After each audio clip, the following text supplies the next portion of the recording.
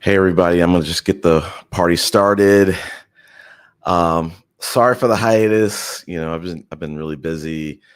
I'm always busy. I got like work, I got dating, got MIT program going on. I usually wait for people to jump in the room. I'm gonna just get ahead of that now. I was kind of worried, kind of concerned, kind of thinking about like, hey, how do I handle these current events? Because I had like two topics planned. I kind of shuffled them around, maybe reorder them around. And then, last week we had like a cataclysmic event with the shooting of Charlie Kirk. I don't really like the idea of calling it an assassination, but the shooting of murder of Charlie Kirk. Um, since that has happened, it's been kind of like a media firestorm of rumors and rabbit holes and cancel culture and all this other stuff. And I just thought about like, am I supposed to duck this? Um, put my tail between my legs, hide, not talk about it. We saw, last night what happened to Jimmy Kimmel, but I decided like, you know what? No, like we're gonna talk about this. It's just not in my nature to duck things. Am I gonna kind of talk in some coded language? Probably. We'll see how to the extent of it, but like I don't think that we should be ignore. At least I can't bring myself to ignore what has transpired and act like it didn't happen. Go back to doing what most of these um, YouTube channels are doing that are not, politically focused. They're going back to gender wars and, does a, single mom qualify for dating and body counts and what other bullshit are they talking about? I've seen some of them talk about passport bros still. Come on, man. Like, I get it if you've been dedicated to covering them, I get it. But there's still people, there are other channels that are like, hey, like I think Edit Table had a good one maybe a month or two ago, but like I was watching Lapeef Network maybe a night or two ago, and they had this like men's panel about talking about the Passport Bros. And I'm like, I couldn't get through it. I might have watched like 30, 40 minutes of it. And I was just like, how in the world do we as men sit around here and prance around talking like we're providers and how we are protectors, and we're gonna just watch some of these degenerate movements stand themselves up, bootstrap themselves up, platform themselves up, market themselves, including tearing down communities, tearing down women, tearing down society, and we're just gonna. I think some of these manosphere men, they're kind of like, hey, there's nothing wrong with it until they're not hurting anybody. No one's got unalived. It's like we shouldn't even let it get to that point. We should be shutting that stuff down.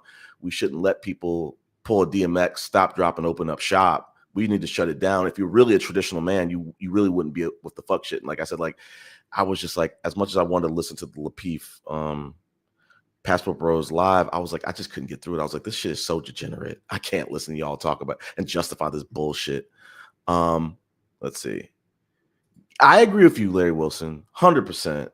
And I think that's what we're kind of seeing with these current events, this political. This is a good time for me to say the PSA. We on this channel, including myself, I do not support political violence. No matter what someone says, no one should lose their life for that. With that being said, like I said, I don't justify political violence, but there is a huge emphasis within the red pillars and specifically the Manosphere men. They're betting that they can't get touched. And I'm not saying you have to lose your life for that, but I'm saying like specifically the Manosphere, the Passport Bros. We've said it on this channel. I've said, they're taking a huge risk going overseas and stepping on the domestic men's toes, talking about their women, whether they hear it or not, but coming over to their country, which they're going to see that and see them prancing around, seeing them sashaying around, seeing them disrespect their culture, and seeing them just like out there just what's the word, gallivanting and having ill intentions for the women that they see as desirable, possibly. So like these Manosphere men, the angry mans, the O'Shea Duke Jacksons, the Anton Daniels. These dudes are betting that they're betting that they can't get touched, and because of Black women really being nonviolent, because of most people being nonviolent, they're not gonna touch you, especially liberals. We're not gonna touch you. Um, we're gonna allow this gender war, social media crap to transpire, and we're not really gonna. We don't want to turn violent. But if that ever were to happen, I'm not gonna be surprised. If it, and things have happened to passport bros, and they know that, and some of those stories probably haven't made it back to social media where they would have to admit that, hey, they made some stupid decisions. They've walked away with some situations where they barely left with their life. But again, I want to bring it back to political violence is not okay. Charlie Kirk should not have lost his life. I do, and without stepping on, I will step on some content. I think that it was very ill-advised of his political party, his strategists, to send him out there after looking at some of his resume. Like, this dude had spoken at the RNC twice. I think maybe at the age of 18, he had written for Breitbart. He was one of the co-founders of Turning Point. So, like, I looked at his resume, it dawned on me. I pinged Red Pill, our best friend, who we were going back at it throughout the last week, and some of it being, arguments and shouting. It's kind of calmed down now. But it dawned on me, and I'm like, why the fuck did they put him out there? At some point, what is the level of what's the word? What is the level of virality where you're going to start to say, you know what, this person is, I can't trot this person out here. It's kind of irresponsible for us to trot this person out here. It's dangerous for us to trot them out here. And that's where I leave it. It's just like, I started to realize, I was like, man, I don't think he did not finish college. He's not a college graduate, but he was politically ambitious. He was, it's not a lot of people can say that they spoke at two political national conventions. And for them to trot him back out here, I think that was a misstep. I think that was a fumble. Let's see. Yeah. And I want to change this. I want us to see the world change. I want us to turn. I was talking to the woman I'm dating, and I'm like, man, I really think there's an opportunity for us to make lemonade out of these lemons. If we were to get the actual truth of what's going on with this political violence situation, no matter what side it lies on, it is originating from the incel culture that we've kind of documented a little bit on this channel. And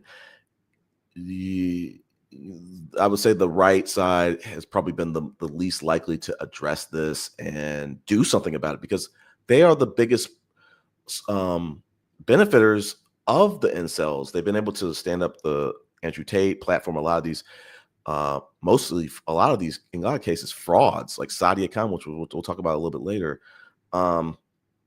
that they've stood up. People have been able to make a name of themselves off of the backs of troubled men who are struggling with mental health, men who are struggling with their self-confidence, men who are struggling finding their purpose in life, men who are being gaslit and being told that they're not enough, that they're not macho enough, they're not manly enough, that nobody wants them, that like we've said on previous lives, the Chads are fucking all the women, so you don't even have a chance. I can't believe Black men would fall for that lure, but they fell for it. Because Black men are usually hyper confident. That's why I'm so shocked and surprised at. But let's see. Person can go. Yeah, they can. It's dangerous. Let's see. There's a lot of people that are Democrats that propagate it. And I want to have this conversation, Larry, because I think the right and the left have different definitions of what violent looks like. Yeah, like cancel culture on the left, Me Too, whatever the heck, Black Lives Matter. If someone has abused someone, if there is a systemic injustice, yes, there's gonna be some social media large activity on social media. There might be some almost like social media mob mentality. There might be some riots. It doesn't happen very often. And I saw a study recently that said, hey, you know what? Two studies actually. One that said Black Lives Matter protests were for the most part nonviolent. And then two, the hot little topic for the press was, I think the White House or someone close to the White House published something saying, a report saying, hey, historically or recently, the political violence it's overwhelmingly right wing.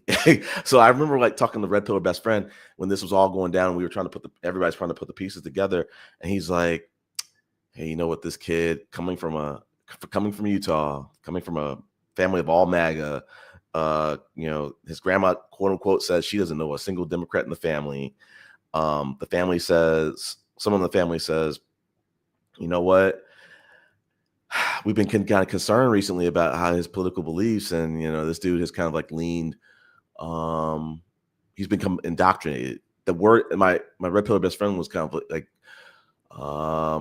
hooking onto that word indoctrinated, and he felt like there's a chance that could be left-leaning or liberal indoctrination because of the bullet casing saying, I think it was talking about fascist, which I think is more of like a leftist, maybe liberal point of view or topic. And that was before people started doing some more sleuthing and stuff like that. But it's like, I'm trying to remember what my point was with that, but like, let me try to see if I can get it back. I think what I was getting back from that was, let me try to see if I can figure it out. Me and Red Pillar Best Friend were talking about the bullet casings. So I think what he was saying, where I was going with this, I caught it. He was saying the bullet casings are talking about fascists. That's a leftist, liberal type of thing. He's an extreme leftist. And I was like, dude, like I do content creation for like a hobby. I stay consistent with it. I'm the woman who I'm dating right now, she'll probably be over here to stop by to pick up something, but she will tell you I am social media addicted. She said that on my in front of my sister to my birthday. And she's right. I am. To do what I do, I have to keep a ear to the street, finger on the pulse. So Red Pillar Best Friend was talking about, this dude got indoctrinated by extreme leftist, liberal ideologies, and I'm like, no one has covered this in American media in the last 2 or 3 years. If you were to ask anybody on the street, anywhere you go, and say like, which political side would you identify with indoctrination? They would overwhelmingly say right. If you ask people in the media, they'd say overwhelmingly right. But he was like that fascist note that guy left on the bullet casing. He was like, it's not an American. It's not part of American culture, that saying, but he was like, it's part of like Europe and Latin America. And I was like, man, you're telling me this dude got indoctrinated? He skipped over the red pill and the Andrew Tates and the Nick Fuentes's and the Anton Daniels and all the others, Jordan Peterson's, and he skipped Sadia Khan's, and he skipped over that, and he went over to, he somehow fell victim to a pipeline and that uses cultural stuff from Europe and Latin America. I just don't buy it. But listen, until we figure out what's really going on, all outcomes are viable outcomes. He could be a leftist. He could be a liberal. He could be a right winger. We'll figure out. Hopefully, we'll figure out the truth. Okay, so let's talk about this. I have a lot of different thoughts about this, Larry Wilson. I think that one of the things that we have to kind of put on the table right now is social media does not have like an age filter, really. So a lot of these people can be 20 years old. We should not use social media, and it's kind of manospheric in nature, where the red pill, the manosphere, where people will use things like, well, did you see how women acted on Pop the Balloon? So this is all women. So the same thing with Charlie Kirk stuff. People who made fun of Charlie Kirk, I think it came in different flavors. It came with, as I was telling Red Pill Best Friend today, it came with some people kind of quoting verbatim his video and or audio cold takes or hot takes. Some of them were mocking him. Some of them were just saying, hey, this didn't age well. And then, yes, there were some people, to your point, a lot of people, I'm not even saying a some, there were a lot of people mocking his death. And I think that that was disgusting. And I told the woman who I'm dating, because we went to Charleston last weekend to over my birthday. We're going to get to that. I had a birthday Monday, and she had an idea that we should go to Charleston. We went there for like a day. And when we were coming back, it dawned on me, and I was like, oh my God, teeny boppers, young kids, anybody on social media on X, they saw that shooting. They saw it. They probably didn't even have to look for it. I know my algorithm was fucked for like at least half a week. I couldn't scroll more than 2 posts without seeing Charlie Kirk. And I don't subscribe to anything right wing. I don't post on anything right wing on X. But that shit was getting in my feed, and I was like, I want my algorithm back. But yeah, to answer to your question, man, it's very immature. In the spirit of all things being fair, I think that people should be able to critique his hot takes, his cold takes, but but there should be no room for mocking his death. Even yeah, I don't think people should be mocking his death, and I'll tell you why. Not because of the same thing that people did with Kevin Samuels, because there is like, it's more so in the fact of, there's a lot of people that in the red pill or alt-right or right wing that made their rise to fame on rage bait content. And even in death, if you quote tweet and mock tweet that person's passing, all you're doing is pouring gasoline on the rage bait movement. I'm not going to mock any political violence, and let's speak about it, because it happens on both sides, Larry Wilson. I forgot that this even happened. Someone broke into Nancy Pelosi's house and hit her husband with like a hammer or something like that. There was another, I'm forgetting her name, and I'll have to say it in the next live. There was someone who ran into a liberal politician's house and killed her and her husband. No flags were flown at half mast though, but people, specifically on the Nancy Pelosi thing, Donald Trump mocked it. Other people mocked it, and know that the person didn't die. But there are people on both sides mocking the political violence. So like, we can't sit up here and act like, oh, this is just liberals, oh, they're just cruel people. No. When George Floyd died, there were a lot of right wingers justifying what happened. There were a lot of right wingers mocking his death. And they're all wrong. They're wrong on both sides. So like I said, like my stance, I'm not gonna mock Charlie Kirk and what happened to him. I think it's wrong, but I also think that we need to kind of hold our own sides accountable. And I think too, as social media, like some of the social media platforms should be held liable, that like this kind of content, I've been screaming it from the mountaintops. This type of content should not be okay. Not on a college campus, not on a street interview, not on a social media platform, not on YouTube, not on Twitter, not on anything. Kind of tying into what Donald Trump is doing, or the right wingers are doing in light of Charlie Kirk's passing, is like, yo, if y'all gonna keep this, if y'all gonna set this standard, it needs to be held across the board, not just for people that have passed as a result of violence, but this manosphere has been doing a lot of it's been putting a lot of people specifically women in danger, and the right wingers didn't have anything to say about that. But yeah, I think I've beat that one. Or that'd not be a good thing to say right now, but I've talked about that one ad nauseum. He said a lot of crazy stuff, and he was racist and bigot. Yeah, and the sad thing about it, Larry, is like, at some point we're gonna figure out the truth of what really happened. I'm hoping that it doesn't get covered up. And from what I'm reading and where I'm leaning, this guy sounds like a groiper. He sounds like he is an incel, no matter if it's left or right.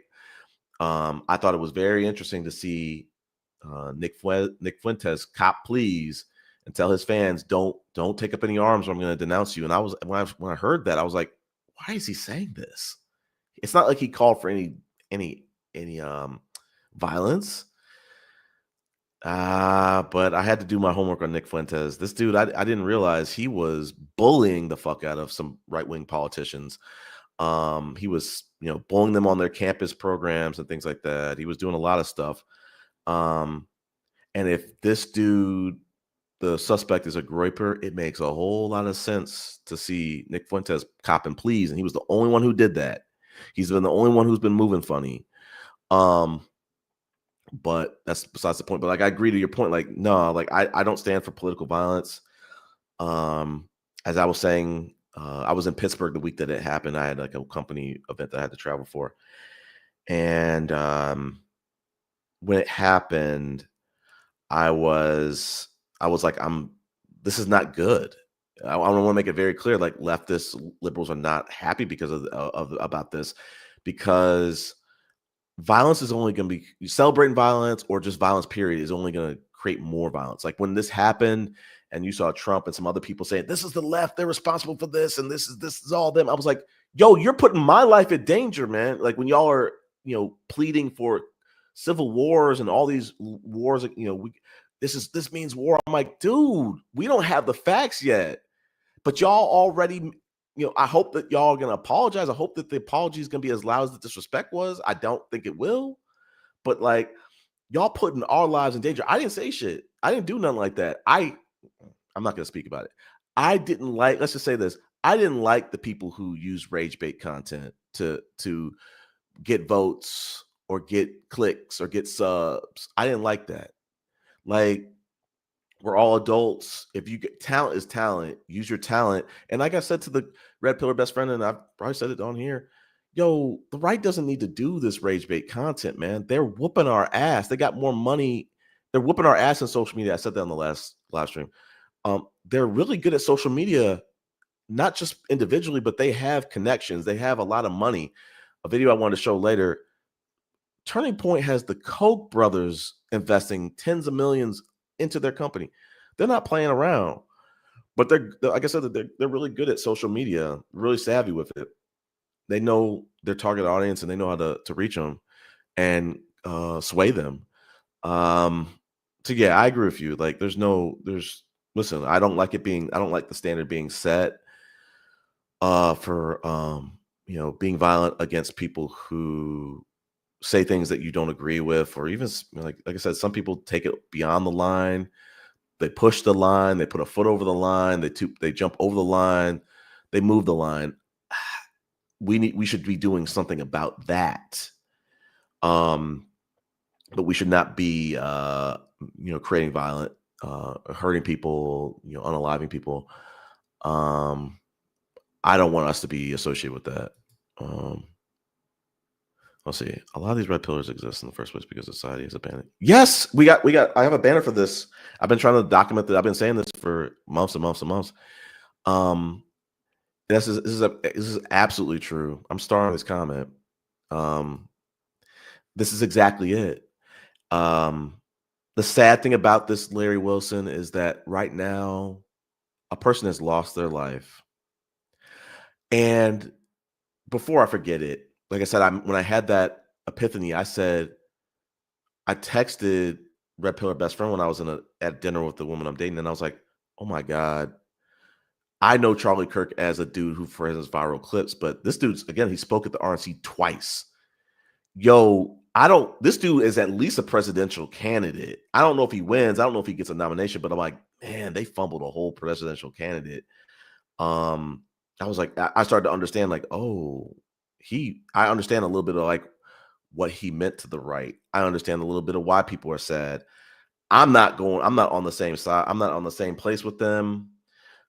Because the content that he did put out, it was rage bait. It was very disrespectful. It was very dehumanizing. As Yvette Cornell said it really best, and I really wish I had the timestamps for it. But you should watch her channel. She had a great live stream or video about these current events and how I know free speech is protected, and I'm gonna get back to your comment, Larry, but we have to really do something about I think it's time that we start to do something about, dehumanizing speech. Um, because even if it's not inciting violence, which in a lot of cases it does on either the same side towards another side, or in this case, maybe the same side against the same side. Um, um, it is affecting people's mental health. What the manosphere is doing is they're playing with people's mental health. They're playing when they talk about single moms, when they're talking about um, when some of these political activists are saying things that are racist, or riling up the white nationalists or Christian nationalists or the white supremacists. It's dehumanizing to other people. Um, but going back to your comment, I agree 100%, 1,000%. The fact that we have the red pillars, it proves the fact is that they are. I was trying to make content for this, and from ChatGPT, like some album art. They're essentially the the incels are essentially walking into a alligator's mouth, a lion's mouth, because Andrew Tate doesn't give a fuck about you. He wants to devour you. He wants to milk you for every dollar you can get. He can get. Um, he himself abandoned you. Like to your point, the reason why we have the red pillars is because they threw the so-called alpha males, the so-called traditional men, the so-called alpha, what do they call alpha wolves or alpha whatever. They abandoned y'all. They kicked y'all out of the pack. They don't associate y'all with that. Like what I was trying to say was this current political situation. The White House and their administration is scrambling to say that nah, these dudes ain't with us. We don't know these dudes. We're not taking up for them. We're not co-signing these dudes. We don't know them. This I don't care if they voted for us or not. They're not part of our pack. And this is a golden opportunity for MAGA, for the right, and then eventually for the country to take accountability of this incel crisis. Let's stop letting this be talking points for grifters to make money off of, and people to have Diary of a CEO podcasts, fireside chats. Let's start to understand these different groups that exist online in places in communities that we don't even know about. Like I didn't know about a groiper, and I remember, and I'm going to get very tangential.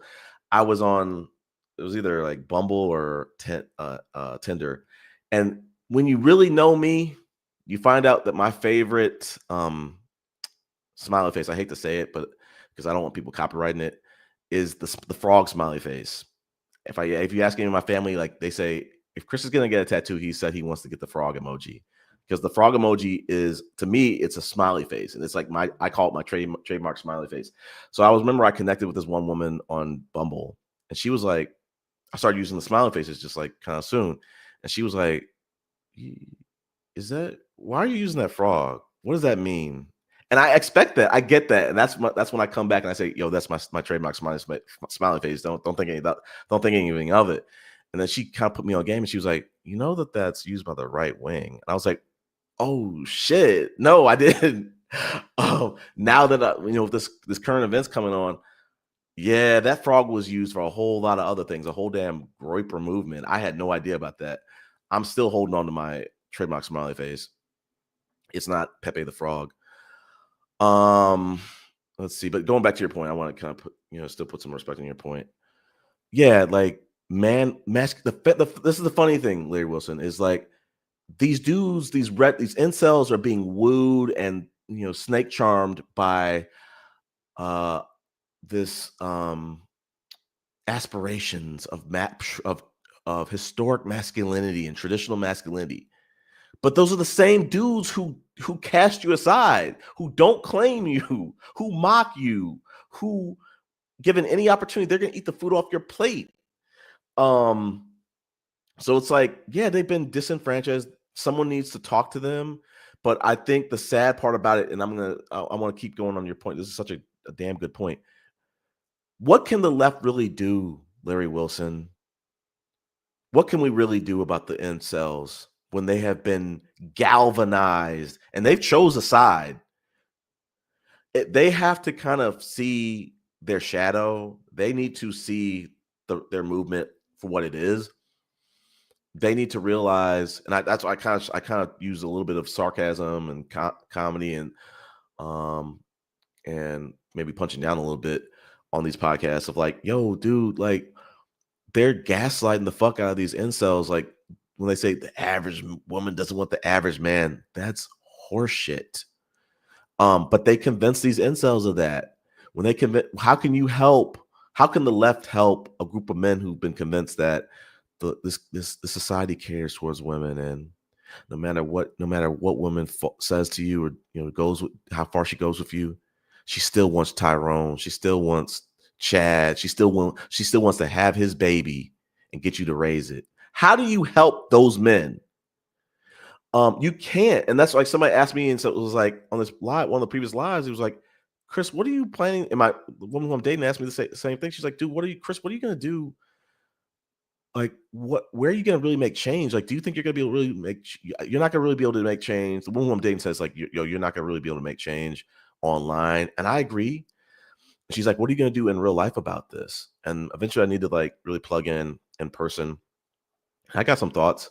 One of them being mentoring, but like the guy on the live, he was like, so Chris, like, what do you do besides like talk to people on live, getting for free for hours? I'm like, nothing. Like I do this because I'm passionate. I do this because, as I said on the previous live, like kind of like in a National Geographic way, these degenerate movements, these degenerate subpopulations or cohorts, they're fascinating to me. Like the passport bros, dudes who live in a first world country that has a melting pot of all kinds of like every woman you want, she's here. Every culture you want is probably here.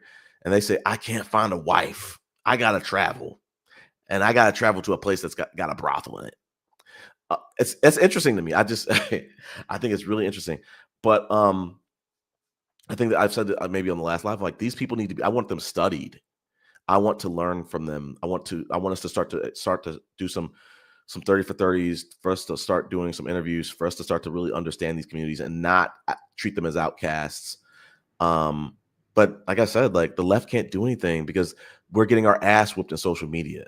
We got to figure out a way to get better at social media and reach and create something opposite, like the inverse of the red pill, to inspire these men that life is not over because you're a virgin at 20.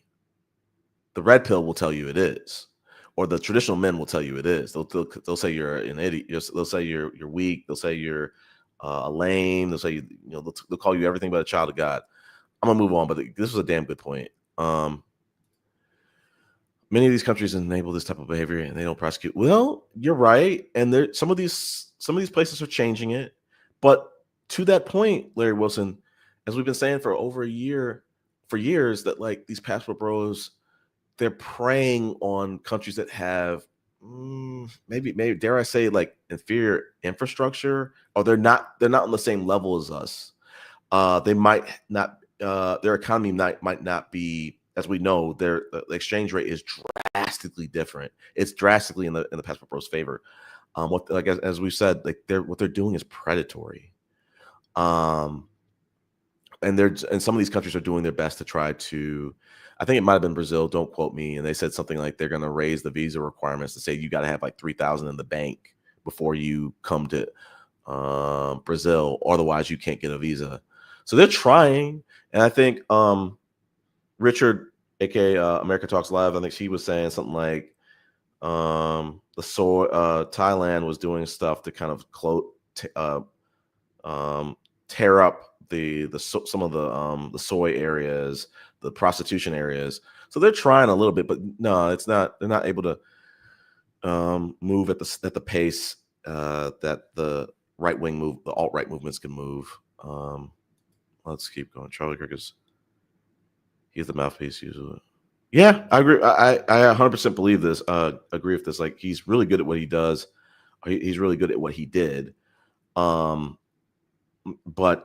what's scarier is there's a lot of these influencers are mouthpieces to a much bigger issue or much bigger problem that we don't even know.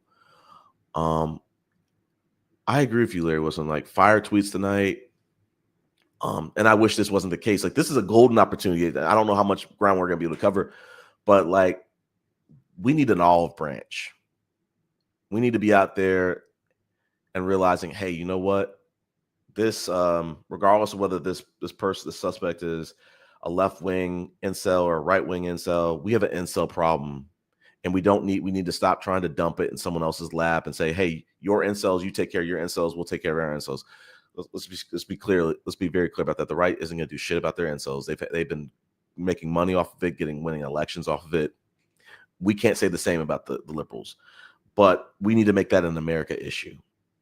I said in the last live, Larry Wilson, that shout out to Barack Obama when he said every black man needs a gay mentor. I said in verbatim, I said every man, and it goes beyond men. It could apply for women too.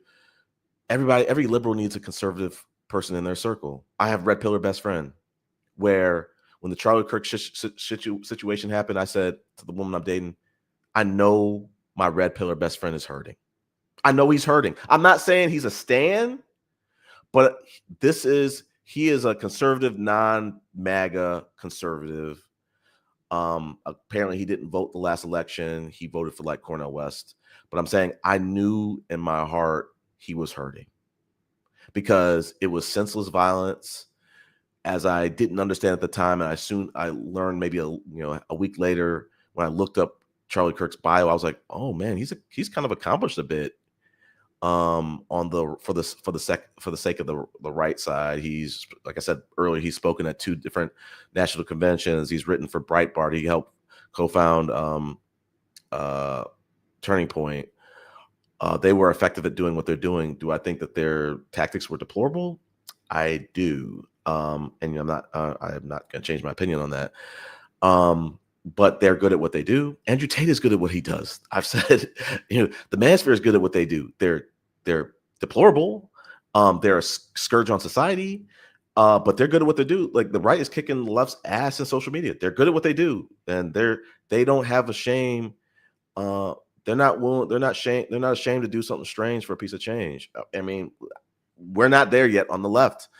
And I hope we don't get down to that level. So yeah, I hate this. And like I said, like before we even have the facts, Trump was saying in his response that this was the left, this is the fault of the left and stuff like that. And some of those influencers, as I said earlier, they're calling for culture wars. I mean, not culture wars. They've already had that shit. They love that shit. They're calling for civil war. So it makes things a lot more dangerous for liberals, which I don't think is fair. We don't know the facts yet. And as we've seen, Mr. Valhalla, Kash Patel, and some of these other people, they're scrambling and to put this story together. For what reason, we don't know yet.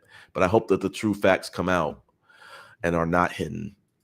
But yeah, going back to your point, I want change for this. I told the woman who I'm dating, like, we're holding humanity back with this tribal mentality of shit. It's really Neanderthal to me. People on the left talk about annihilating white people I mean, like, annihilating is a strong word. That's a very strong word, Larry Wilson. I think as a person on the left, I think what they're doing is they're trying to dismantle the systems that encourage white nationalism, racism, sexism, some of those other things. I don't think anybody on the left that I can start naming them if they do. I don't know anybody on the left that is calling for people to be unalived. They just want to dismantle the system. But yeah, like, listen, scream at me if I'm wrong. But please provide some examples. There's also a religious aspect. Many people on the right that believe that they are fighting for truth. Yeah, I said this like on the last live. I was like, yo, we need to have an honest conversation about the Bible. It's great. I love it. I'm gonna start praying some more. But we should not be, and this is a good point. I'm gonna look up something that my red pillar best friend said to me. This is a good segue.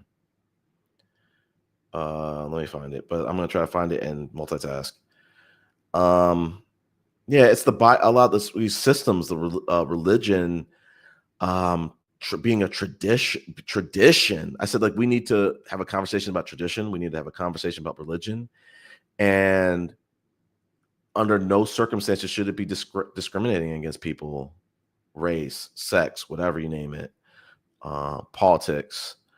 And I think that that's really dangerous.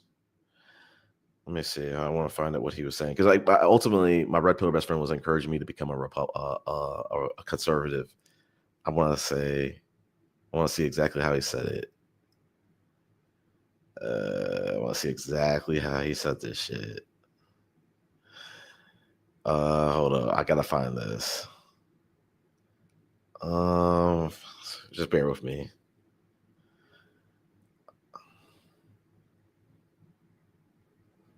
Hold on. He said, "You should become a conservative." And I said, "Hell no," immediately. And then I said, "Actually, why? I want that answer." He said, "Healthier headspace, honestly. You don't have to keep up with the latest gender bending, queer communist ideology. You can just be pretty consistent over time." And I was like, I don't know, man. Like, being conservative sounds like being conservative seems to hold society back. I could understand if conservatives look forward, but it seems like they're only looking down and backward. I want to look forward. He said, "We look forward, we move slower because it's prudent." And he was like, I was like, "Why?" And he was like, "Because you don't know what change will bring. It may be an improvement. As I tell you often, not all change is good." We disagreed on that. But so I want to get that little quote out. I really told him, I said, "Yo, red pillar best friend, this is the perfect opportunity for us to do a live with what has gone on with how I'm left, you're right." Um, I was trying to butter him up, and he was like, he's so happy and proud of himself for the anonymity that he has on the internet, that you will never be able to find him on the internet. You barely be able to find him on LinkedIn and stuff like that. And I'm like, all right, whatever. But I was trying to plead with him. I'm like, dude, no one's gonna see your face, no one's gonna see your name. They're definitely gonna hear your voice. But he decided not to do it. And we gotta have this. Like, God doesn't want this. In my opinion, God doesn't want us treating people like this. Let's see. People on the right typically have less to lose as working lower paid jobs. See, we need to say that, because when I'm in the LaPeep chat, they're talking about, man, conservatives are usually making a lot of money. The broke people, the lower earning men, are liberals. I'm like, yeah, I showed something. I need to find it again, but I think it was kind of showing that there's kind of parity between the two. I need to find it and maybe bring it to another show. Yeah, I like this talking point about they have less to lose, but I think it's a couple things. I think, like you're saying, like, it's because they're working lower paying jobs. Some of it is just that they might be working higher paying jobs and they have a lot more leverage, or it's just the tradition, the Bible, the tradition, being conservative, not wanting to change things, wanting to keep it the way it was. It's 2025, but you want America to look like your great grandfather's America. Stop it. But let's see. Some of the most successful people are left wing, such as a scientist or engineer. I mean, but they got Elon Musk. Yeah, but you're right. The higher education, the more likely you are to be on the left. Okay, yeah, they said that. Disparity is a big foundation to a lot of this. Let's see, people have become disenfranchised and they feel like people are against them. Yeah, I mean, it's like a lot of this is like a misinformation, like these culture wars, social media being kind of like a wild, wild west, and we don't know like who is really a bot. We don't know who is really creating these movements. We don't know if some of this stuff is like people from other countries fucking with us. We don't know. Let's go. Let's see it. It's true that most the different social programs are effective at reducing poverty and helping to balance the disparity. I mean, poor Bernie Sanders. Even the left cast him out. But like I said, I need to do my homework a little bit. But yeah, that's what I've heard similar stuff as this. Unabomber was highly intelligent, but he was also radicalized. Yeah. It's not necessarily about intelligence. It's like that mental. It's like the mental fortitude. There's a lot, and probably some other things too, but like mental fortitude, intelligence, upbringing, some of those. Like I was saying on the last live, Barack Obama imploring Black men to befriend a gay mentor, trying to expand your social awareness so that you're not ignorant to certain people or certain cultures or certain things. That's what I think a lot of these radicalized people lack. And it's like I said, like, people are not gonna be able to indoctrinate me on shit because like I'm too hard-headed. I'm not letting somebody on the internet or somebody that's not blood. Listen, even the family, they'll be hard pressed to convince me of doing stuff. Like I'm gonna make this is my life. This is my life. And I do not have to I don't have to draw within the lines of what society tells me I have to do.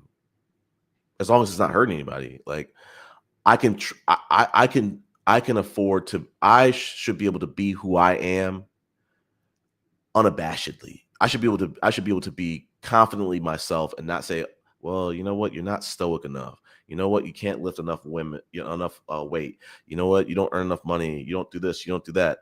You don't have all the traits that these other men have. Okay, that's them. I'm different. I deserve to be able to be different and be confident in that. Same thing if it applies for sexual orientation. I'm straight, cisgender, but if I wasn't, so what? But society will tell you different. As a matter of fact, many of these people are above average. You know what? I'm gonna get through these comments and I might want to post the link. I do kind of want to go see the movie Him. It got trashed. Jordan Peele movie. It got trashed by the Rotten Tomatoes, like 38%, 55 views last time I checked. But so I did want to try to see if I could get out of here in the next couple hours, maybe go see a movie. Let's see.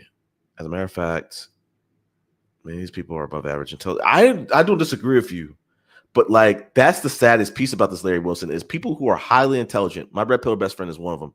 He's probably one of the smartest people I've ever met. Just God-given intelligence. What he does with that intelligence, it's not the most intelligent thing. So I think I'm trying to remember how I used to slice it. Like there are people who have brain power, and there are people who are really smart, and then there's people who maybe I have to remember from like another line, but like maybe it was like smart and intelligence. Red Pillar best friend is very intelligent, but I don't think he really applies it. But I'll have to I'll have to remember that for another live. I can't remember right now. The problem is that it's not that it happens per se, but it's why is it possible to happen in the first place? And that's what I'm saying is like we need to get down to that. Like, we need to use this as an opportunity because, like I said, this suspect is probably most likely an incel. That's where my money is at. We need to understand this community that he came from. We need to start to understand, widen our understanding of just incels and these marginalized outcast groups, and understand them, study them, embrace them. One who I'm dating is over here. But we need to study them and we need to embrace them. Not radicalize them. We need to really be treating we need to really focus a lot more energy and attention on stopping the radicalization, in my opinion. and stop letting people, because like people like the Anton Daniels, the people like the people like the Andrew Tays, the people like the Angry Mans, they are Austin Hallman too. They're Since free speech is protected, they're walking a tightrope. They're exploiting free speech. They're using free speech to radicalize people, and that's not okay. Like, why is that legally okay? Um, yeah. So you said please. Um, how do you expect some white people not to be radicalized when a lot of them are demonized throughout? I'm hitting the star button again. It's a good question. I might take a pause to think about this. I want to pause and think about that. Okay. I think what we're gonna have to do, Larry Wilson, is we need an olive branch. That's a kind of a cop out answer, but I think it's necessary. We gotta like we have to kind of like communicate, maybe look at the way we communicate things and say these people have a lot of potential. People have the opportunities to change even after making mistakes. Um, we we You do not have to feel demonized. You do not have to feel downtrodden at the expense of washing and erasing history.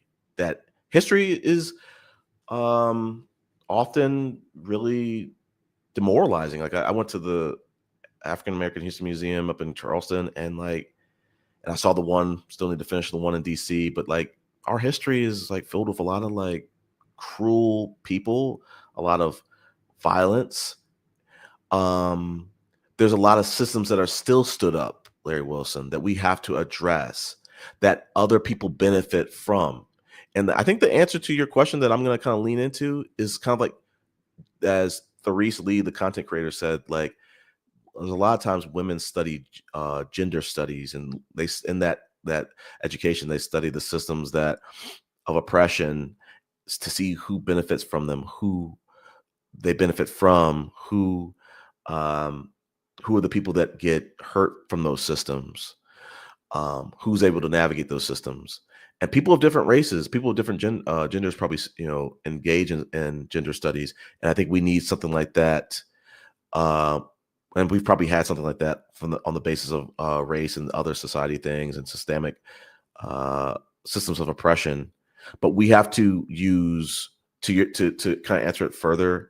We have to um, we have to extend like kind of like an olive branch. We cannot lean on, because to your point, some of the maybe very critical left leaning movements and communications and marketing has maybe left people feeling demonized and ripe for the picking for even worse people and worse movements.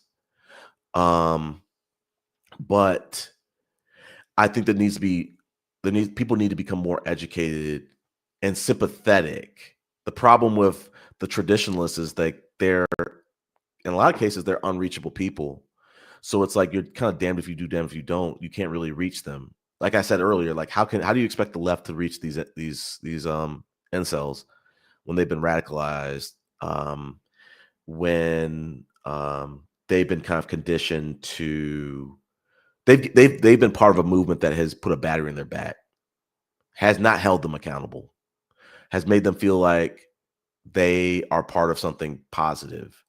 So, like I said, like I think that there needs to people and systems need to be held accountable, but there needs to be love extended, and there needs to be some conversation. We need to start having conversations. What Barack Obama was saying was exactly on the line of thinking that we need to have. Like we need to be expanding our social networks. As much as it hurts to do, we need to befriend a conservative. People need to talk to people of other races. Um, we need to talk to some of these incels. Um, um, so to your point, not leaving opportunities where, hey, we may have left some of these people scarred and ready to get picked off by something even more sinister. But that's a damn good question. Like that's exactly what we're facing right now. That's the path forward. Instead of shuffling cohorts from one side to the other, that's not good. Uh, let's see. The people that mocked his death actually reinforced the community more than they realize. I want you to maybe expound on that. Let's see. I want to read that again. I agree. I agree with what you're saying. And I think I spoke about that a little earlier. But as I said earlier, a lot of those people um on a couple fronts, Larry, a lot of those people are young people, like knuckleheads on social media that, this country, it really kind of runs off of culture wars. So like you got to kind of expect people to act kind of like idiots, make stupid content, make uh tit for tat content. It's not right. Um and as we've seen in politics, there are people that are standing up platforms, standing up, uh political groups here that they don't care how they get these votes. They don't care if they have to what they have to do to radicalize these people. But like I agree with what you're saying. Like you it was really a moment for us to stay silent because we're dealing with a lot of times people who are making dehumanizing content, people that are often like, Austin Hallman or Anton Daniels, they're cretins. And when Kevin Samuels died, there was a lot of people who made content still to this day that kind of mock his death and stuff like that. And um, I don't know how much I want to say about that, but I'm just saying, like, um, we are a lot of us are very grown, and like we should be able to see the forest from the trees and realize, like, this, you know, pouring gasoline on the situation, creating tit for tat content. It doesn't make anything. It's making things more dangerous because, especially with the kind of like incomplete facts that are out here right now, where people think that, oh, this is a leftist issue. This is what the left wants, and this is they're very extreme, and no, we don't want this. We don't promote. We have no social media presence. It's malnourished. It is, uh, um, it's very malnourished. So we don't have that over here. We don't have anybody like Andrew Tate. We don't have anything like Joe Rogan. We don't have anything like Sadia Khan. We don't have that. We don't have that crap. But yeah, they did. But we have to, in this moment, realize that there are knuckleheads on social media. And one of the reasons why we have knuckleheads on social media is because those social media platforms and this country is running off of culture wars and hate and allowing these social media groups where they should be policing that content. They shouldn't allow it to exist. So the hands are not, the harm is not just coming from the people mocking that content. It's also coming from those social media companies um, that are making money off that, and those political companies that, listen, it was all good. Just, I may not say that. It was all fun. It was all fine while y'all were when things were when you were winning, but when um, the radicalization of your groups possibly create dangerous people that we said on these platforms for months and for years. I said, like, these incels are like sleeper cells, and if the stats come back, if the truth comes back with the way I think it's going to be, this dude was asleep. He was nothing more than like a sleeper cell. And we are, as a nation, like, really underplaying how dangerous these people are. So let me move past this. Oh my gosh, there's a lot of comments. Okay, so these people have made the idea of the radical left seem more logical for people, even though it's a misrepresent. We need to talk about this. Maybe on like the next stream, because I do have some content I want to show. I got a lot of comments to go through, but like these people have made the idea of the radical left seem more logical, even though I'm biased, Larry Wilson. I think it is because we can just we can take it from one point. We don't, like I said previously, we don't have anything on the left like the red pill. We don't have that.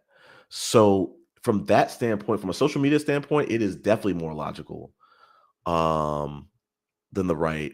We didn't stoop that low to take advantage of men who are struggling with their mental health, gaslight them into poor mental health, create culture wars, propagate, espouse racist talking points.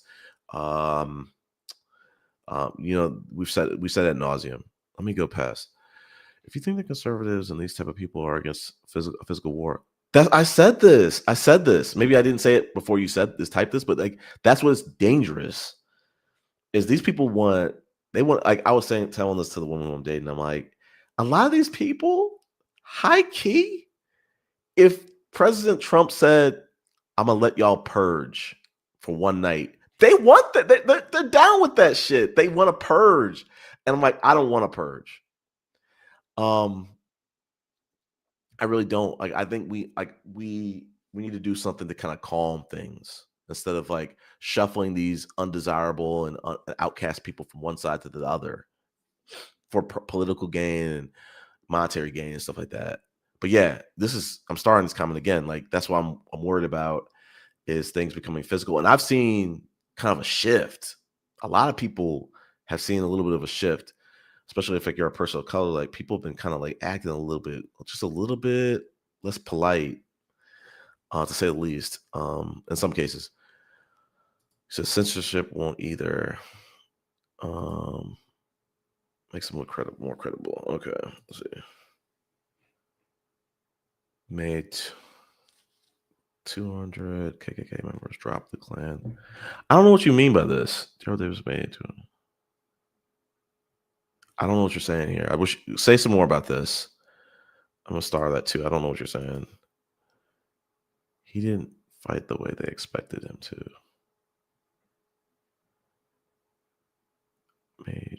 He didn't fight the way they expected him to.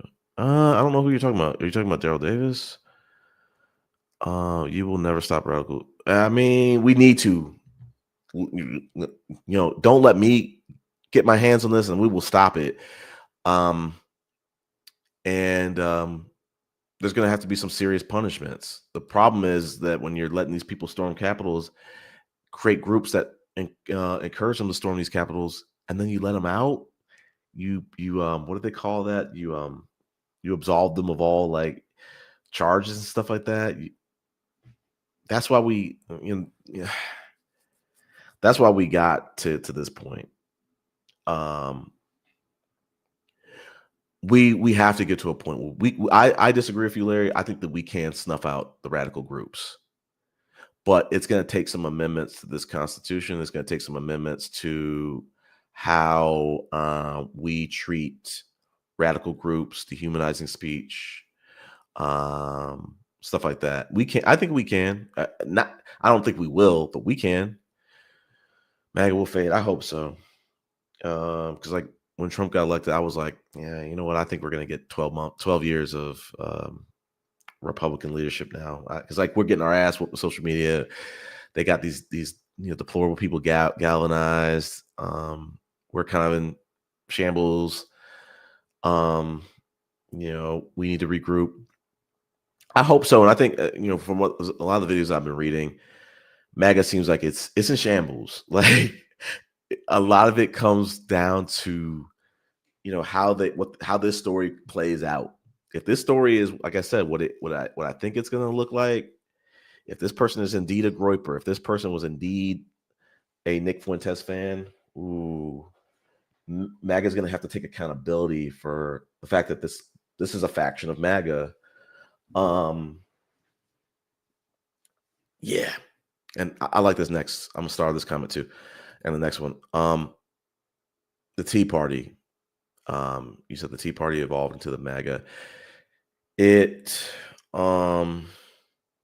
gotta do my research on that. I was watching a video that was talking about the Tea Party, but they they help to make it a reality. Is where I think I'm going to um, agree with you. Um, like I said, I need to watch more videos about that. But there were definitely different people involved. But I need to watch more videos about that. But I agree with you to an extent. I don't disagree with you. The best way to reduce radicalization is to reduce the conditions that lead to. I agree with you 100%. And that's why I said, like, we need to study these groups. We need to actually get on the same board, the same page on how we that how we treat these violent groups, these radicalized groups, these algorithms. There should be a no tolerance policy for them. Um, um, let's see. These groups are the symptom of the problem, not the cause. Yeah, I'm not gonna disagree with you on that. I'm gonna start that too. Um, for example, in West Virginia, coal mining has reduced and less opportunities. I agree, but to your point, also the in politics they preyed on that. We see a lot of that happening in the red pill and the manosphere too, whether it's from gender. A lot of those jobs were taken from AI. A lot of those jobs were taken from other people from other countries. Women had nothing to do with that. The reason why you're dealing with inflation is not because of women, but um, red pill is going to tell you everything is because of women. Um, okay, that's not true, Big Marcus. Um, we'll get back to that. People bring up, yeah. I agree with you. I agree with you. Okay, well, that's how you feel, Big Marcus. That's not true. And like I said, I've been documenting this on this channel. The root of this issue, like as I'd like to believe, it's an incel, whether it's on the left or the right. We've been documenting these incels. I had content to show about these incels tonight. Don't know if I'm going to do it. But you're absolutely wrong about that. And that's to that point, Big Marcus. When this first came out, Red Pill Best Friend and I were talking about this, and I said, but when we had like no facts, we had maybe the bullet casings. I told Red Pill Best Friend, I said, I think this is about an incel group that we don't know about yet. I think because this dude, his profile, it screams incel to me. And as we're seeing, he's an incel. I think we get specifically the Red Pill Best Friend and I, we get locked. A lot of people get locked up. Not myself. A lot of us get locked up on the definition of incel being involuntarily celibate, meaning you're not having sex. Unfortunately, the definition of incel has expanded. It's more than just people who are sexless and not having sex. I agree with you. I agree with you, Larry Wilson. I don't disagree. I think I think they're a part of the problem. I don't think they're the only problem. But they're definitely a part of the problem. Let's see. I'm gonna start that comment too. Let's see. Probably just all the world they miss. Yeah, they do. I'm not gonna disagree with this. Okay, here we go. And listen, you can call me what you want, but you're not gonna be able to call me a radicalized incel, willing to to perform political violence. So, like I said, like these incels don't work on people like me. They work on the less fortunate. In terms of the less emotionally fortunate, the people who have less confidence. I'm not one of those people. So you can throw all the incels you want. It's not gonna. Oh my god, I'm so depressed. I gotta like go find some beta. So I gotta go find some alpha males to hype me up. No, like you can say that. That's cool. Like I'm living. I'm doing good. I'm confident. Life's good. If you want to call me a beta, that's fine. What else? Like, let's see. Left-wing people also tend to be individualistic in many cases. I'm gonna do some research on that. And I don't think I've seen you, Larry Wilson, in a live before, but maybe I have, maybe I haven't. I'm gonna come back to that. I'll bring that for another show. Right wing is more likely to unite and work.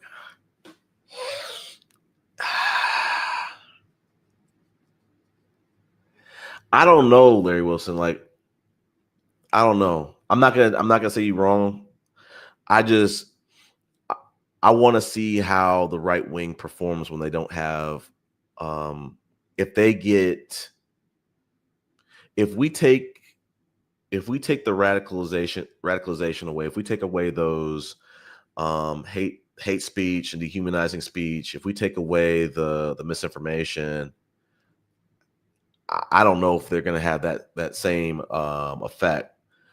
But you're right. You know, the current history proves you to be right. But they were able to tap into anger and hate and dehumanizing speech and some of the stuff you and I were talking about earlier about making these people feel like they're victims and showing telling them that there's a particular enemy that they need to that is the reason why their life sucks. Yeah, I mean, I agree with you 100%. They're extremely well funded. I mean, they got Elon Musk for one. But a lot of what conservatives are arguing for as conservatism is more about traditional values and structures that are not necessarily limited to conservatism. I want you to expand on this because I agree that they want they want to focus on traditional values. I want to understand what you mean by structures that are not necessarily limited to conservatism. I want to understand that. I'm gonna start that comment. I love me some Larry Wilson tonight. I'm gonna say that. Let's see the other guys who Big Marcus. I like the engagement from you too. Let's see. Many of the conservatives have a lot of liberal tendencies. I don't disagree with you on that. And we're finding. I hate to poke the bear, but Red Pillar best friend, he couldn't fathom that transsexuals. The conservatives were engaging with transsexuals. There's nothing wrong with it. No judgment.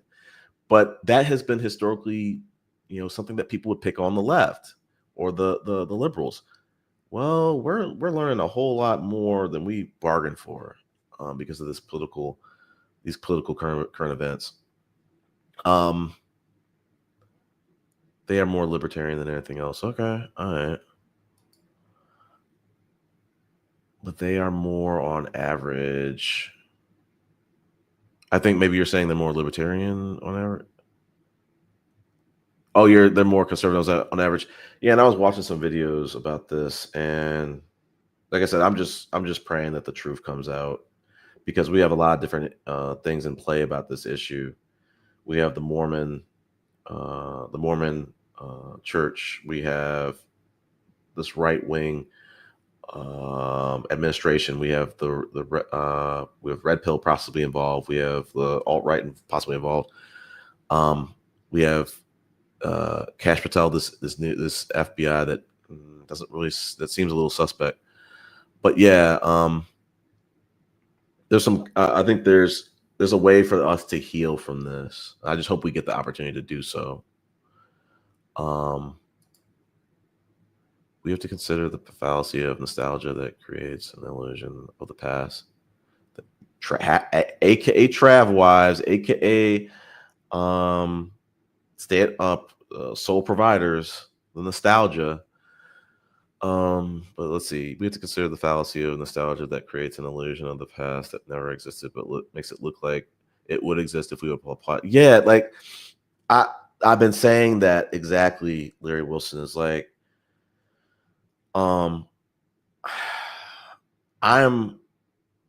someone who loves innovation.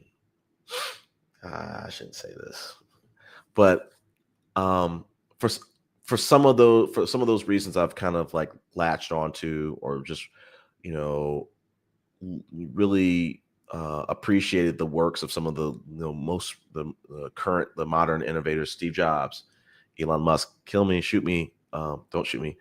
But I hate the person, love what he does though. And that's what I see a lot with the people who are innovators. You love the work they do. You hate they're terrible people though. Um, I've mentioned on previous podcasts, Kanye loves his music. He's a terrible person. It seems like I do not believe I do not agree with his political beliefs. I suspended my fandom, but I'm just saying I agree with what you're saying.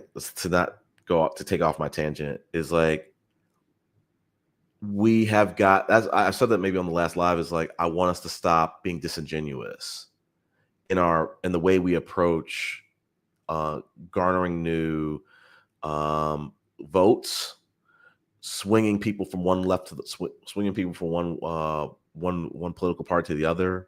There needs to be some integrity. There needs to be historically there needs to be some integrity. Um, I think that AI is kind of like helping a little bit with it. Where like, listen, we can just ask AI and say like, hey, is this? We can fact check live. It's kind of if you really want to, it can make things a little bit harder for you to be gaslit. You can kind of like do your own research, but a lot of people, what I hate with the social media is like they hear a person on a podcast, me included. If I say something on the podcast, go and fact check it. But they'll hear people on podcasts and they'll just run with a stat and say, "Oh my God, like that's exactly what's happening," or they'll see they've romanticized the 1950s and they feel like there's a way they can bring it back, and this is the perfect time for families. No, it wasn't, but or it didn't really exist for specifically the Black community. It didn't exist. We were always both had two people working.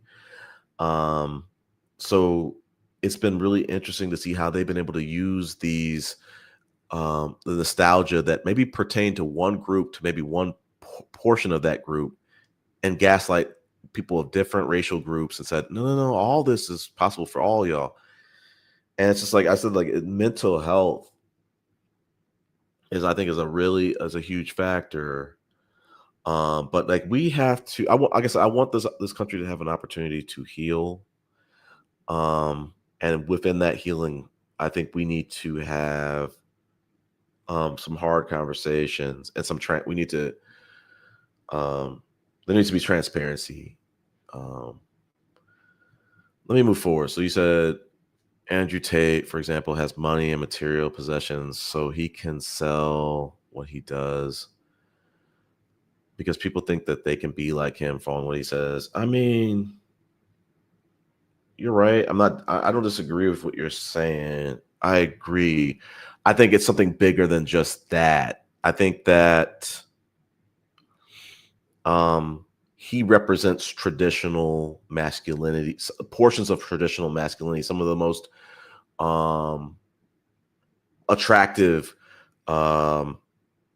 aspects of traditional masculinity, the braggadocious, the muscles, the confidence and stuff like that. And he, leans on those traditional values and traditional talking points.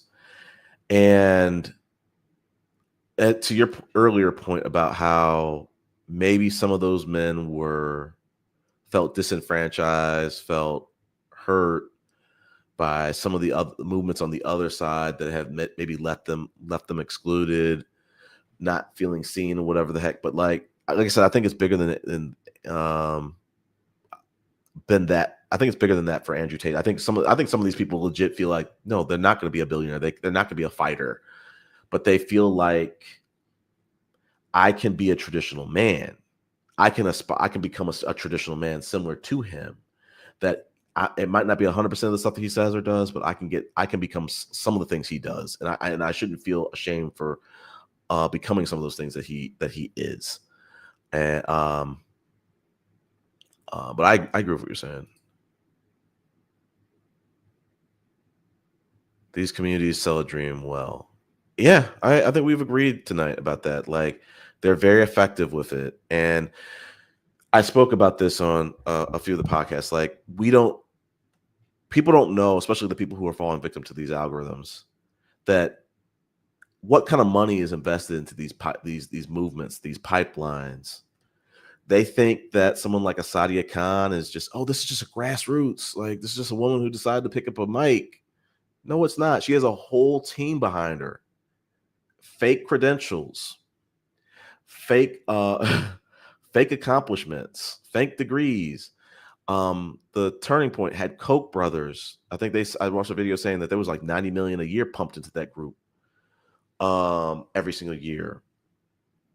But yeah, they sell a dream well, and it's like it preys on the people who lack self-esteem, lack self-confidence, or lack a direction in life. Combination of maybe the three, are not very stable in their mental health. Combination of these things and maybe some others. But and that we I don't know how to say it, but it's like I agree with what you're saying. I don't disagree. It's like the snake oil salesman might have had a great couple of the last 6 years, like, because like I said, with the pickup artists that bricked about a decade ago, oh, they came back and they I'm not saying, I'm trying to think of like a pickup artist who was actually really, really doing well, but like people like a Andrew Tate, he might not be a pickup artist. Actually, he might be, for what he was doing, allegedly doing. People like Andrew Tate might not have worked about a decade ago. He definitely wouldn't have worked as well as he did the last few years. But people, these algorithms that, for some of these people, you go online, you're not going to be able to not see certain content. The way they were raised.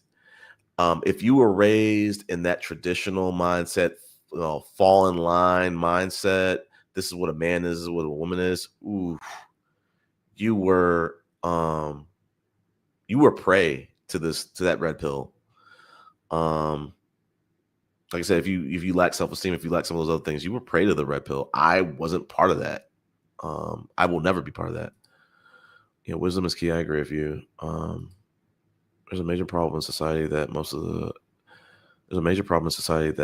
some of the most economically successful people become successful, and they don't utilize a lot of their intelligence. Wait, hold on. They don't utilize a lot of their intelligence not to do more robotic stuff. I mean, I want you to explain a little bit more about this, but I'm going to try to read it over again.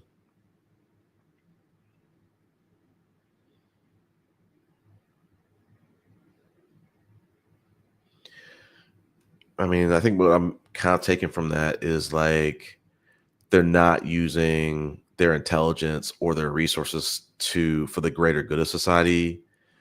They're going to use it to, like, people would not agree with me in the past about like, yo, Andrew Tate, even though he might have a lot of money, he's still a grifter. Scott Galloway might have a lot of money. He's still a grifter though. And they're grifting off of the opportunity to prey and manipulate groups and different cohorts of men. Let's see.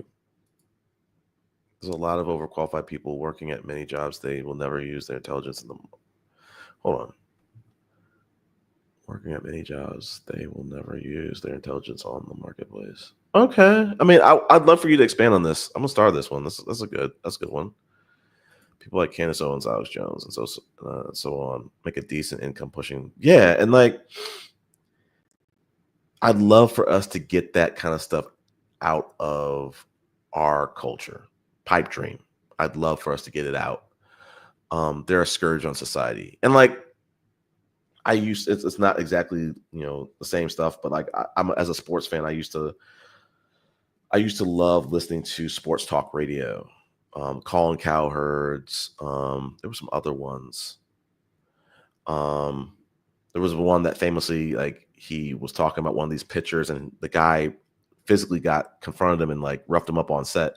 But I'm just saying, like, I used to listen to sports talk radio, and what made me leave sports talk radio was like it started to become really divisive. It started to become like really disrespectful. It was no longer about the stats in the game. It was more about like their love life and their personal decisions, and even like high key like walking the line about like some of the stuff that we see in alt right or right wing stuff. Maybe not alt right. But yeah, we shouldn't allow people to make content like that. And that's the change I want to see coming out of this. What's going on now? We need to start going after sources of income that finance. Yeah, I agree with you. I'm 100%. Let's start the hunt. Like, it should not be funded. We need to start going after the sources of income that finance it, because a lot of that people that place these. Let's see. Hold on. We need to start going after the sources of income that finance it, because a lot of that place a big foundation on why it happens. Yeah, no. I'm 100% on this. And like I said, like the scariest thing about Red Pill, about Manosphere, about alt-right, it's scary that they can announce to the world, I want white men to reclaim their place in society, and no one does shit about it. That's scary. It's scary that they can do what they did, I think, in that Virginia place. They can make that tiki torture demonstration and nobody does shit about it. Maybe a person or two lost their job, got identified. That in that same place, I think someone ran. There was a vehicular homicide, and nobody really took a bigger look at that movement and said we need to stop this before it goes even further. But that's what I was saying earlier about like how we need transparency, and there needs to be they need to stop with the disingenuous stuff about, listen, y'all are doing great with social media. Y'all won an election. You pumped a lot of money into this stuff. You radicalized a lot of it's not just now, but y'all probably secured some victories for the decades to come with radicalizing these young boys off of bullshit. But yeah, like I'm 100% with you of like, we need to, the people who are getting paid off, that in my opinion, one of my longest takes I had was like, I might not have said it here, was like, that stuff should be disclosed. If you're getting paid under the table by a political group, I know David Pakman allegedly got exposed as being a Democratic influencer. Okay, he's got 3 million followers. Joe Rogan may have like 20 or something like that, and Andrew Tate probably has, I don't know his numbers. I guess like 10. But I'm saying they should have to disclose their the people who are funding their they should have to disclose the people who are funding their platforms, regardless of whether it's political or not. And like I said before, like we need to be doing something about the algorithms, because what's really scary about it, Larry, is what they have proved with this Manosphere and Red Pill is they can radicalize people in very short time, and get them to do whatever, and get them to, in some cases, probably do whatever they want. So, in one case, they stormed the Capitol. We never thought we would be able to see that happen, but it happened. But yeah, like I agree with you. Like, we need to realize and people need to start doing their Googles. These groups are not just started by just random people on message boards. The Vice co-founder, he was like, I think he was like a Proud Boy co-founder or an alt-right co-founder. Some of these people have people who are in marketing professionals, or marketing industry professionals, or people with other different skill sets and stuff like that. They have, like, just like you and I are saying, flat out, billionaires that have, tens of millions to just throw. But that stuff needs to be disclosed, in my opinion. Let's see. There are people that will push certain narratives to create the outcome they want, even though they don't believe in what they're saying. Yeah, I agree with you. Like, we're not disagreeing. We're not disagreeing at all. And that's the scary piece about this. Like, people like Anton Daniels, people like Angry Man, some of these political figures, I don't think they believed all the stuff they were talking about, but they'll do it for $1. They'll do it for some leverage or some power. I high key don't think a lot of these politicians believe all the things that they're doing, but they're having to placate their base. And that's what I'm saying is like a lot of these people, specifically the red pill, they're sheep, they're lemmings. Um, they started using words that they had never heard before. They started, some of these phrases, ad hominem attacks. Nobody was talking about that before the pandemic. They were talking about what was the other one? Pair bonding. They never said that. There's so many other words or phrases that they weren't using. But they were talking like robots.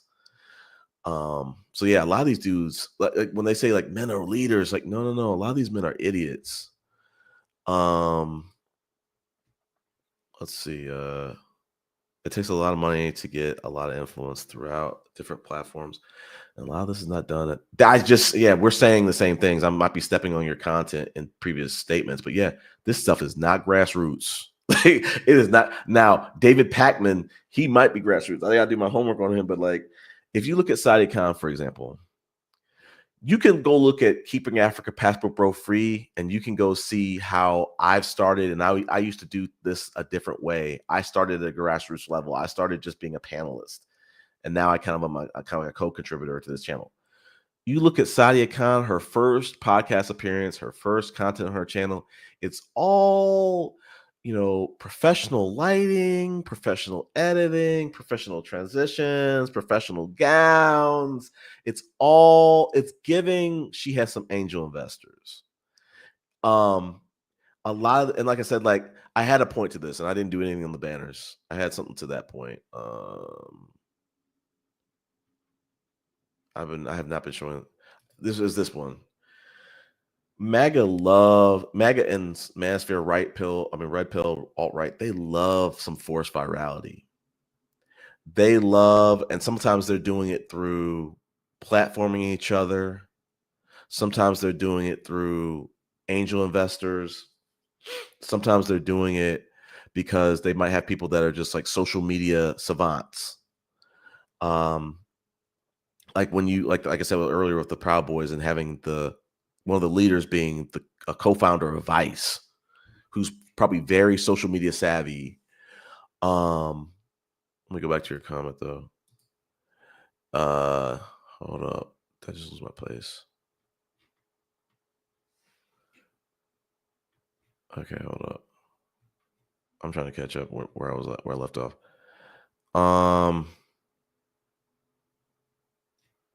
Give me a sec. I was close to this. Let me go to the next one. It takes a lot of money to get a lot of influence throughout different platforms, and a lot of this is not done in the grassroots. Yeah, we said that. For instance, I focus more on the positive aspects that people do and try to relate to a time when they existed. And like, I'm gonna keep it a buck with you, Larry Wilson. For me, things that existed in the past is history. It's no guarantee that we can have it now.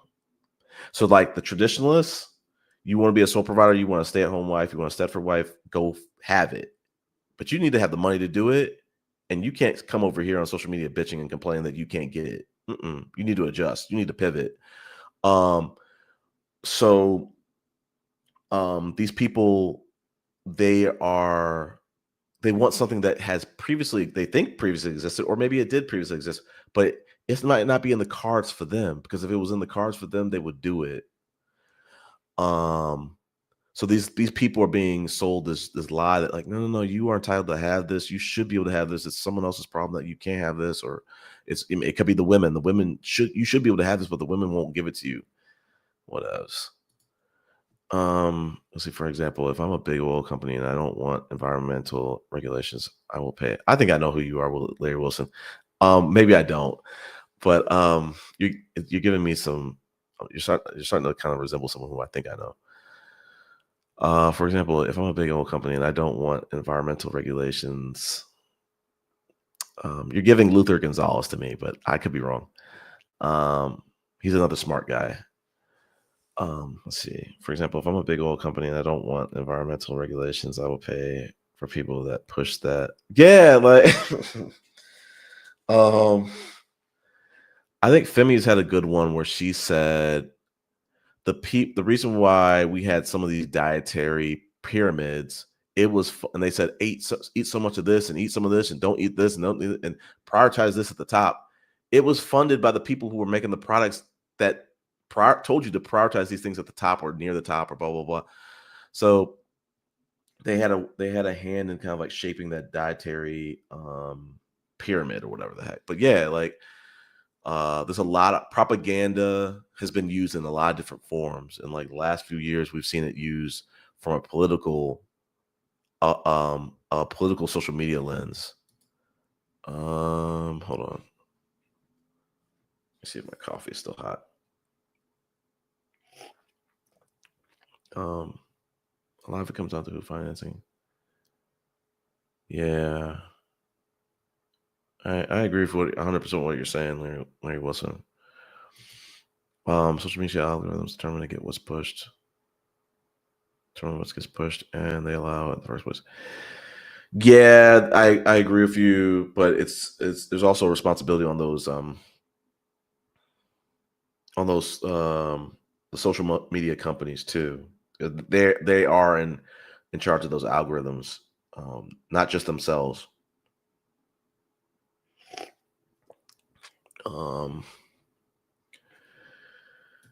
Let's see, censorship doesn't work, but whenever polarizing material gets more focused throughout social media, that's a problem. I'm gonna star that. Might want to come back to that for another show. Let's see. Censorship doesn't work, but whenever polarizing material gets more focused throughout social media, that's a problem. I don't really think we disagree very much, Larry Wilson. Like there's a time and a place for like maybe polarizing is I think where I'm not gonna be able to make a really good point, but it's like it's that polarizing material, and I'm calling it propaganda. That is a serious problem. Let's see. I understand why they do it. Yeah, and that's where I think even like some of these social media platforms have had to go in front of Congress and talk about the dangers of some of their algorithms that they did knowingly. They maybe ignored knowingly at the expense of the ad and revenue. And I think we need another one of those. We need another round. I gotta drink some more coffee, DKT.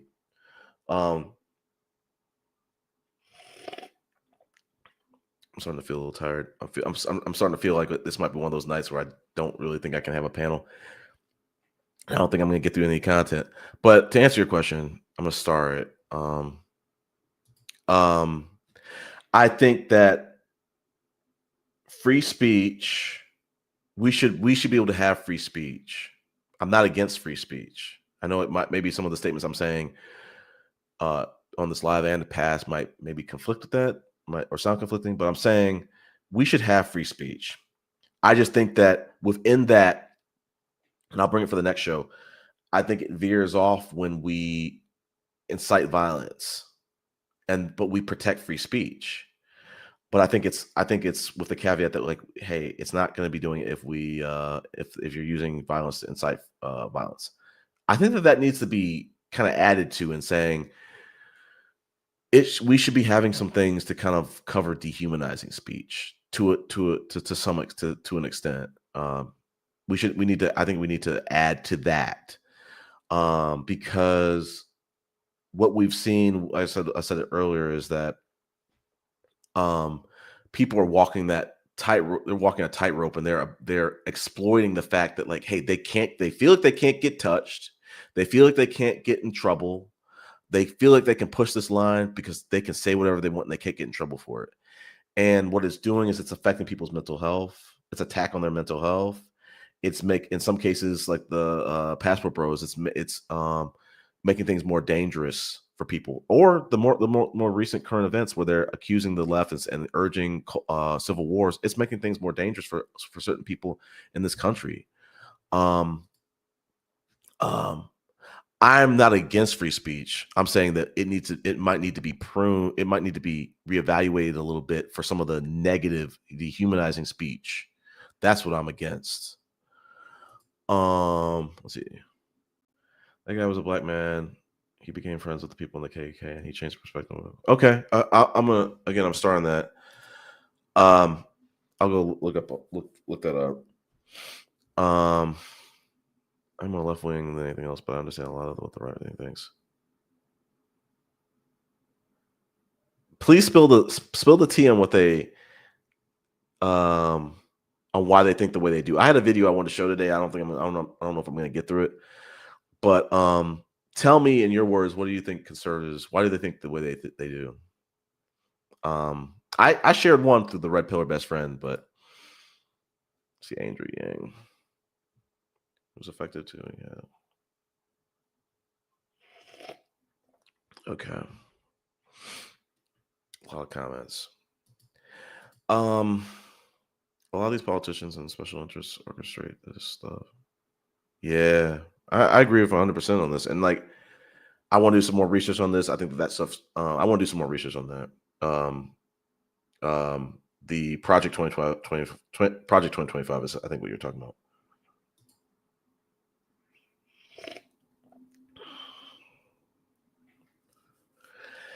You know, DKT, I don't know if I have the answer for that, but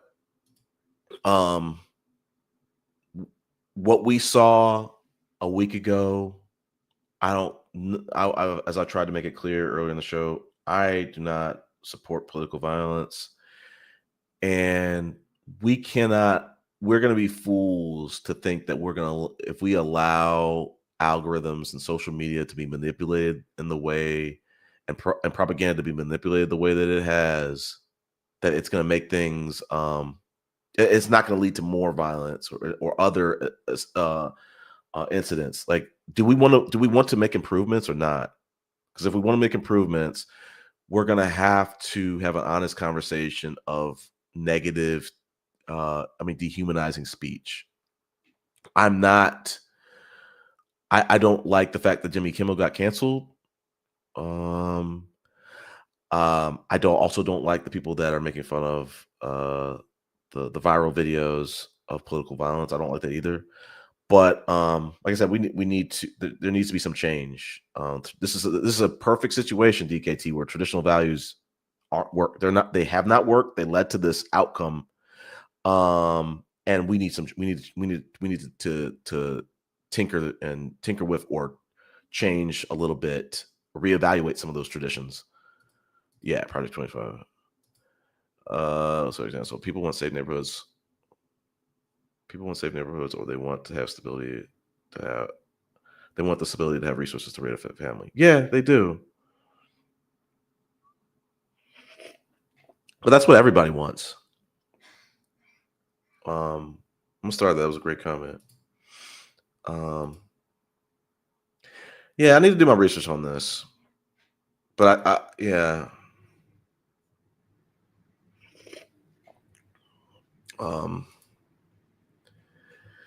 For clarification, there are many right groups that fight each other, but whenever they're in a group, they tend to stay more united than other people. Interesting.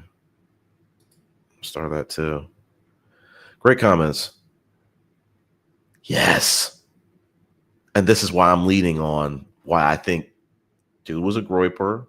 Because I started seeing Nick Fuentes moving funny, and I started looking at some videos and saying, oh my gosh, they had a groiper war where they were going to terrorize.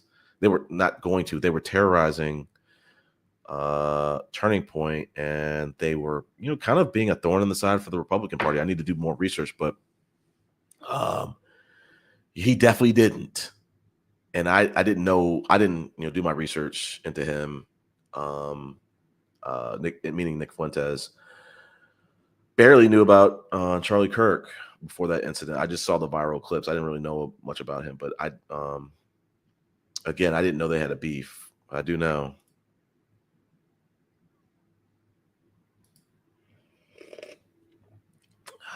Let's see. Can you get down to it? Can you get down to it through the vast majority of people agree with the Democratic Party. Okay. When you take away the narrative, and take away any narrative.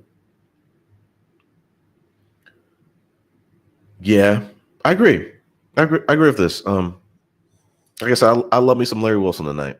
DKT and I think it was like Big Marcus or whatever. I love the comments tonight.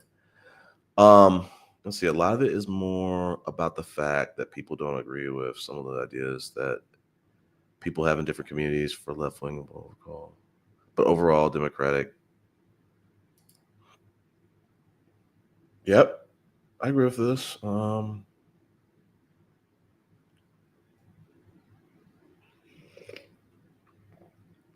Hmm. Some of the most intelligent people I encounter work at factors that. Yeah. Hmm. Many of them didn't have the opportunity to use their gifts. Yeah, I mean, I'm starring that comment. Um, you know, I want everybody to be able to. I forget. Charlemagne used to say something like that. I know it's an odd person to quote, but I'm trying. I might have to bring the quote for the next show. But like, I want people to essentially kind of like realize their full, be able to realize their full potential. It might mean pivoting. Um, but yeah, a lot of people to your point, to kind of add to your point, a lot of other people have gifts that that might be utilized in their career or utilized in some area of their life, but they might have undiscovered, unrefined gifts that have yet to be refined. Um, but yeah, I love that topic. When I went to Cuba, I kind of left with that feeling. Um, I'll just maybe say that for another show, but a lot of conservatives believe that the world used to be. That's the problem. A lot of conservatives believe, but the world used to be a much better place, and that it was because of conservative principles that happened. They believe it's more of liberalism. Okay, I mean, very convenient. Um, I'll start that too. Let's see. I believe that liberalism is the fundamental cause of the chaos. Oh, all right. We need to like bring this to the next show. I don't know about that.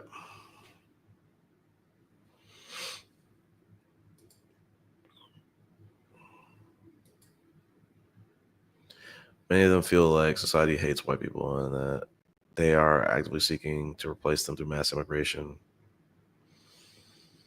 Okay, that's interesting. The second one specifically, they feel like there's a conspiracy against the United States through liberals to destroy Western culture. Oh, come on. They got Andrew Tate on Piers Morgan, and they don't think that they're destroying Western culture. Um, they also feel like non-whites are given special privileges at their. They see things like feminism as an attack on the family and a way to destroy the traditional family. It's not though, because like you can live off the grid. You can have your traditional family as traditional as you want it to be. As I've been learning, the adults slash the parents, they're they're really causing society. They're preventing society from moving forward. There's so much influence that parents have on school systems. Um, there's we can see with the in politics how they just they LGBTQ have done nothing to them, but they want to stand on I don't want society to change or give them rights or allow them to marry or things like that. What harm is it doing to you? And aren't we all aren't shouldn't all humans have the same rights? But so it's like I think it's almost like a virus of they feel entitled to this idea of traditionalism and a traditional Western culture or this snapshot of Western culture. And no, no, no, no, no. I was saying this to like multiple people, like, do they understand that like the left isn't nobody loves the state of things. No one ever loved the state of things. Nobody was really getting catered to 100%. Um, I just don't think that I just don't think certain I don't think that certain people or certain cohorts are looking at it that way. Like everything is always changing for everybody for different reasons. You have to understand where a lot of this. You have to understand that where a lot of this comes from. That way, it's easier to combat it. Yeah, I agree, and like I think that it needs to be these cultures need to be cultures need to be studied, and we've got to really start having some conversations. Sorry, let me take a sip of some coffee. But yeah, this is a great. I'm gonna start that too. I agree. Let's see. For example, when it comes to beta male, they feel like society is conspiring. That's it. I'm just laughing because I've heard this so much through Red Pill, like this attack on masculinity. It's so gross. Um, if you're really confident, people shouldn't be able to knock you off your stoop. Like I'm not saying you can't. Let me retract that. Like if you ever watch, this is a terrible analogy coming in. If you ever watch like American Gladiators, even the most machoist of gladiators got knocked off their stoop. That doesn't make them any less macho. You can try, you can fail, but like these dudes are getting completely knocked off their stoop, and they feel inferior, they feel insecure. Just because you lost an American Gladiator doesn't mean you should feel insecure. Like they gave you their best, you gave it the best, you lost. But I'm just saying, like going back, a terrible analogy. I'm just saying, like going back to the point. Beta male has always been seen as an inferior male. There's always been this primary or ideal masculine man or traits of a masculine man, and a lot of those traditionalists or those right wingers, they want to hold on to that with dear life. All right, if that's what you want to do it. But what they don't understand is like the man who has the traditional beta male characteristics. If he has high confidence, if he has high self-esteem, if he has figured out a purpose in life, if he has healthy social networks around him, he's in a better place than those so-called traditional masculine guys or alpha male guys. What we're learning through this red pill, this manosphere is like, dude, these alpha men, they're not confident. It's just they have traits that make them seem confident. The fact that they, like when I growing up, like they would have never, the alpha men never thought, hey, what about all the guys who didn't get to play for the football team, who couldn't make it? What about all the guys who couldn't get a number at this party?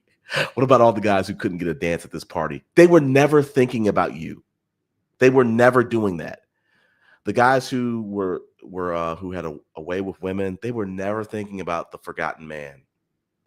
But in this red pill, in this alt-right movement, it's all about lifting up the forgotten man.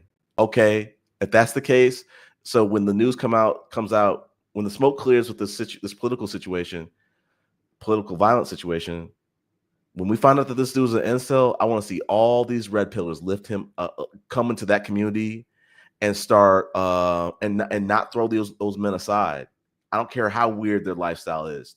They need to see these men for who they are, because they've been talking about it for the last few years. Like, no, all these men are husbands. They're great men. You've been all these Stacy's been fucking the Chads and overlooking these dudes.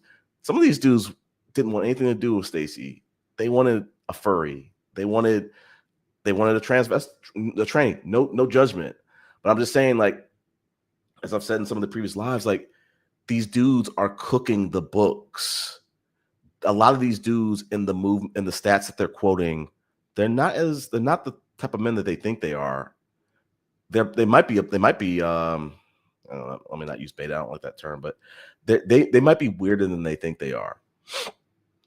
But let me go back to your point. So you said they feel like society is conspiring to attack masculinity. They want to make people weaker to control them. Regardless of whether those dudes are gym rats, regardless of whether those dudes are athletes, if you believe in traditional masculinity and you are a staunch traditionalist, in my opinion, you're weak-minded. You have a potential to be weak-minded. I'm not gonna say you are weak-minded because like some of these people do have the resources to actually follow through with that. But for the people that, I don't have the money to have a traditional family, but that's the only way you can see a family, I think that's kind of weak. In my opinion. Let's see some of the reasons why they believe what they do. I agree, yeah. Some of the things that they are purposely bringing in migrants from other countries to replace white people through a covert manner. Evolution. You got to be able to adapt. You got to be able to compete. Especially with this AI coming out. Oh, you better be able to compete, buddy. A lot of this is misguided, but these are some of the reasons. I appreciate you for sharing this. A lot of these are the reasons why they believe in a lot of people don't even understand what the foundation. And yeah, and like that's why I said like I implore everybody, I encourage everybody befriend a conservative person. They're not all violent. They're not all tiki torturers. Understand where they're coming from. And that's why I said like I appreciate my red pill best friend because like I can understand a little bit of where the conservatives are coming from. So when he said, "Hey, you should become a conservative," I said, "Hell no." Nah. But I do want to understand why you think I should. Okay. Huh. Interesting. Some of them feel like they are Satanists that rule the world and they're from a satanic religion that attack conservative traditions. That's interesting. I'm gonna start that one. That's something to maybe look into. Not that I believe in any of this, but I understand where a lot of the points come from. Yeah, no, I get it. I appreciate you for sharing that stuff. I really do. That's what's up. Let me see. I got maybe like 30 minutes. I don't know if I'm going to talking points. Let me see if I like any media that I want to share.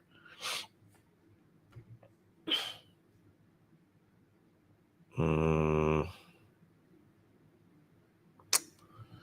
don't know. There's a lot to talk about, but I don't know. I think maybe I might do another live late, maybe next week or a week after that. I had content to show. I do want to see. You know what? Matter of fact, let me go through some of the banners.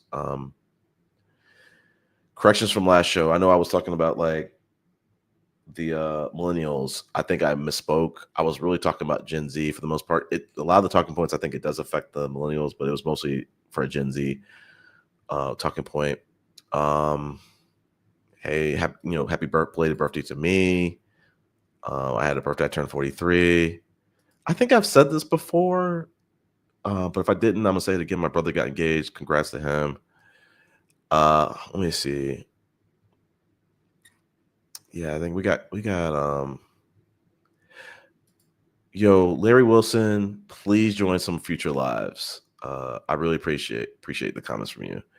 I think I don't know if I'm going to do a pre-recorded one maybe this week to get through some of my content, or do another live like maybe in a week or two. But I do want to go see that movie. Him. It's got shit on in the reviews. I do love me a Jordan Peele film. I think I'm going to end it here. And I got other lives in the chamber. I think we have not talked enough about this political stuff. And, Larry Wilson was kind of like the MVP tonight. DKT had some great points. Let's see. Although you will notice a common pattern of anti-Semitism. All of these groups because they feel okay. Interesting. Yeah, I get it. Uh, maybe we continue this kind of conversation. Join the next one, Larry Wilson. I really appreciate you tonight. I'm gonna save my content for another show, but I just felt like in light of these events, I didn't want to duck. I don't believe in ducking content. Um, I really wanted to talk about David Goggins. I'll have to save him for the next show. I talked about Sadia Khan a little bit, but there was some other stuff that came out. But because of the current events, like I said, I don't think it's right to duck what's being talked about. But hey, I appreciate y'all that joined, the people that list came in, people that are gonna watch this on replay. I really appreciate it. I hope you all have a good week, and I'll catch you on the next one. See ya.